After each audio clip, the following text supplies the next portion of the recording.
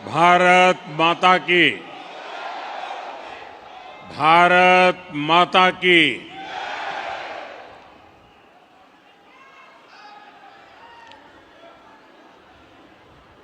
बिहार का ऐतिहासिक विजय हुआ हो और अगर हम सूरत से आगे जा रहे हो और बिहार के लोगों को मिले भी ना जाए तो लगता है यात्रा अधूरी रह गई।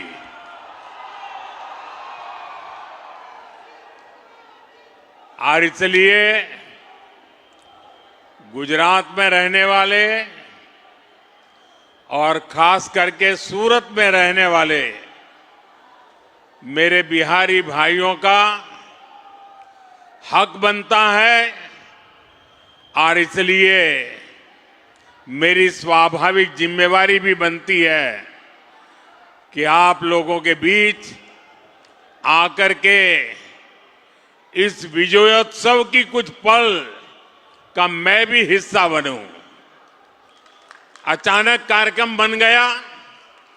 मैं सुबह जा रहा था डेडियापाड़ा तो यहां के हमारे साथियों ने मुझे कहा कि बिहार के लोगों की इच्छा है अगर आप 5-10 मिनट बाहर आ जाए तो लोग आ जाएंगे। और मैं देख रहा हूं दूर दूर तक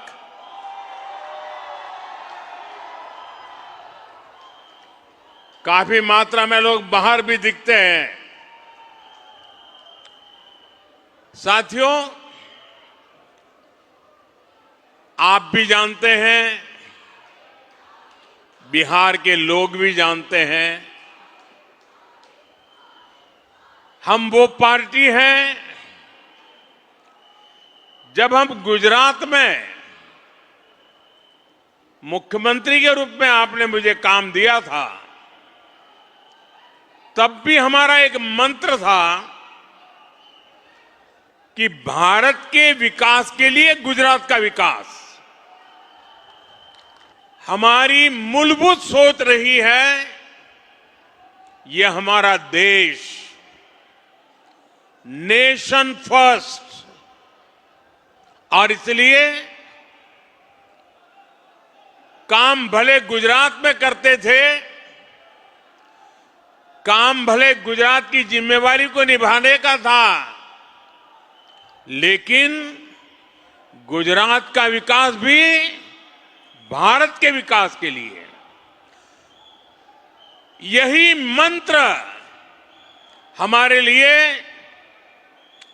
हिंदुस्तान का हर कोना, हिंदुस्तान का हर राज्य, हिंदुस्तान का हर भाषा भाषी नागरिक, ये हमारे लिए पूजनीय है, वंदनीय है। और इसलिए बिहार का भी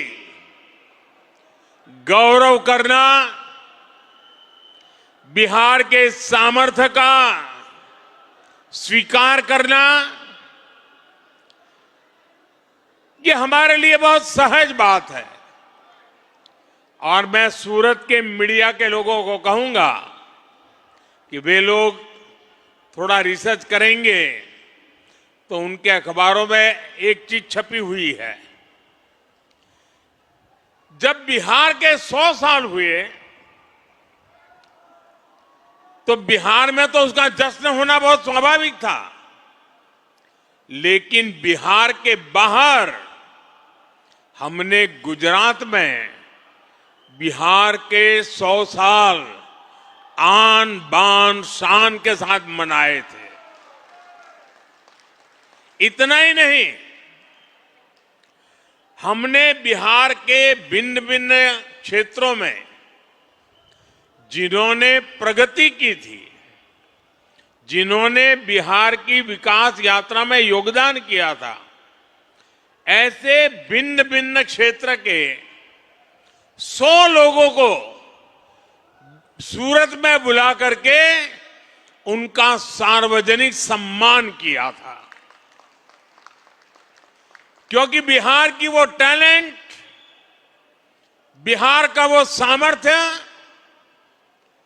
उसकी ताकत हम भली भांति पहले से जानते रहे हैं। साथियों, ये चुनाव सूरत में रहने वाले बिहार के मेरे भाई बहनों की तो पल पल की नजर थी।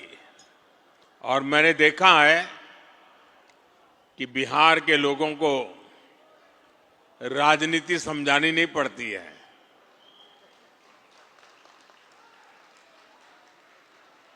वो दुनिया को राजनीति समझाने की ताकत रखते हैं।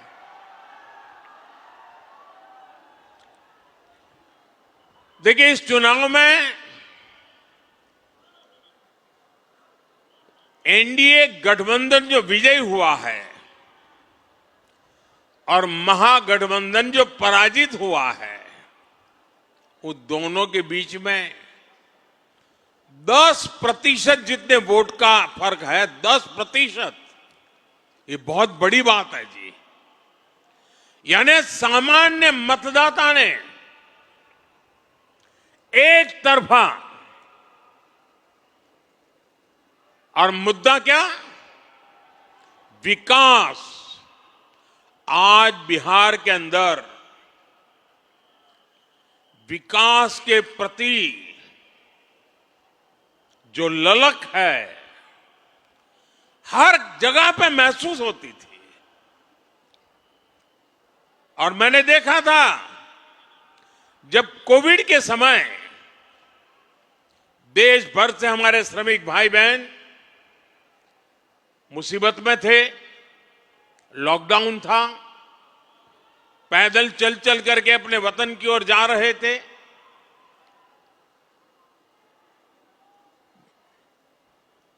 ट्रेन में लोगों को ले जाना, यह भी चिंता का विषय था, कहीं फैल न जाए।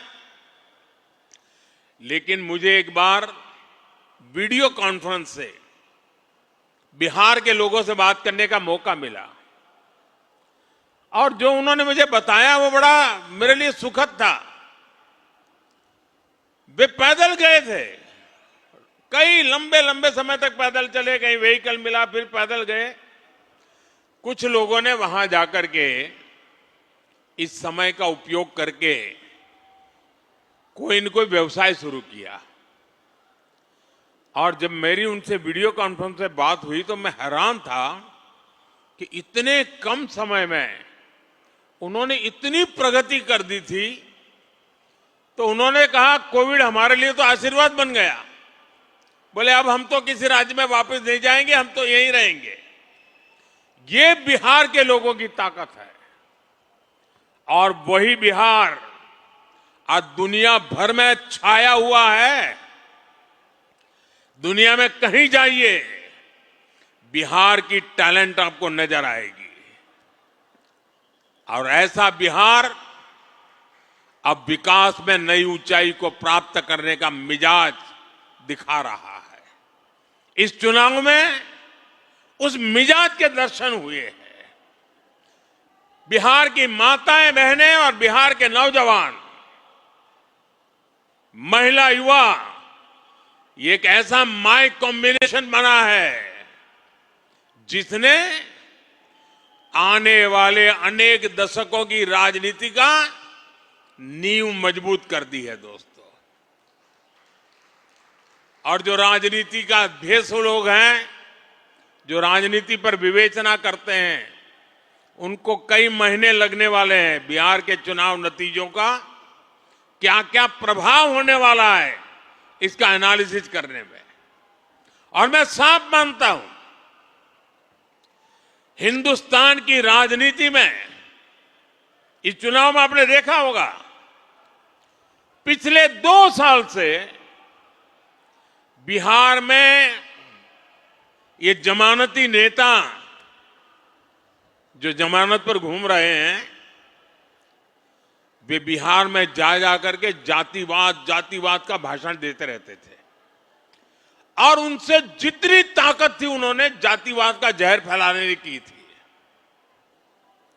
और पुराने जमाने से उनको लगता था शायद इससे उनका खेल हो जाएगा। बिहार के इस चुनाव ने जातिवाद के उस जहर को पूरी तरह नकार दिया है। ये देश के लिए बहुत ही उज्जवल संकेत है। बिहार के अंदर सार्वजनिक कार्यक्रमों में गैर कानूनी तरीके से जमीन ने कब्जा करके, मकानों को कब्जा करके जो वक्फ बना दिया जाता था, हमने देखा था तमिलनाडु में हजार हजार साल पुराने गांव के गांव वक्फ प्रॉपर्टी बना दिए गए थे। देश भर में चिंता बन पड़ी थी। तब जाकर के हमने पार्लियामेंट में कानून पास किया वक्फ को लेकर के। बिहार के चुनाव में ये जमानती नामदार, उनके साथी दल सार्वजनिक रूप से वक्फ कानून को फाड़ देते थे और ये कहते थे कि हम जीत करके आएंगे, वक्फ कानून को लागू नहीं होने देंगे। बिहार के लोगों ने इस सांप्रदायिक जहर को भी विकास की राह पर चलते हुए पूरी तरह नकार दिया है। साथियों, वहां पर बिहार के वरिष्ठ नेता, आपने पिछले 2-3 साल के बिहार विधानसभा के दृश्य देखे होंगे। जिस प्रकार से नीतीश कुमार को अपमानित करने की फैशन बन गई थी, ऐसे भद्दे शब्दों का उपयोग होता था, जो पार्लियामेंट में भी जो दूसरे नामदार हैं वो भी पार्लियामेंट की सारी मर्यादाएं तोड़ करके जिस प्रकार की भद्दी हरकतें करते हैं, वैसी पटना में होती थी। न देश की जनता इसे स्वीकार करती है और न ही बिहार की जनता कतई इसको स्वीकार कर सकती है। ऐसे कई बातें हैं जिन्होंने इनके प्रति पूरी तरह नफरत का माहौल इस चुनाव में नजर आ रहा था। साथियों, समाज के सब वर्ग ने, बिहार के सभी क्षेत्र ने एनडीए को, एनडीए के साथी दलों को अभूतपूर्व समर्थन दिया है। अगर मैं जहां दलित समुदाय के प्रभाव वाले क्षेत्र वाली सीटें हैं, 38 सीटें, 34 सीटें एनडीए जीत गया। ये इतना बड़ा झूठ फैलाते थे, दलित समाज ने उनको ठुकरा दिया। साथियों, देश ये मुस्लिम लीगी माओवादी कांग्रेस को, एमएमसी, मुस्लिम लीगी माओवादी कांग्रेस, देश तो अस्वीकार कर चुकी है। कांग्रेस पार्टी में जो राष्ट्रीय विचारों से पले बड़े लोग हैं, जिन्होंने कभी इंदिरा जी और राजीव गांधी जैसे लोगों के नेतृत्व में काम किया है, ऐसे कांग्रेस का बहुत बड़ा वर्ग ये नामदार की हरकतों से दुखी है। वो कहते हैं अब कांग्रेस को कोई बचा नहीं सकता है। ये हालत हो गई है। 1-2 दशक में 50-50, 60 साल तक एक चक्री राज करने वाले लोग इस प्रकार से खत्म हो जाएं, ये साफ साफ उनके लिए आत्मनिरीक्षण का विषय है। वे अपने साथियों को भी पराजय के कारण नहीं समझा पा रहे, वे अपनी पार्टी को भी पराजय के कारण समझा नहीं पा रहे हैं और इसलिए सरल रास्ता ढूंढ लिया है।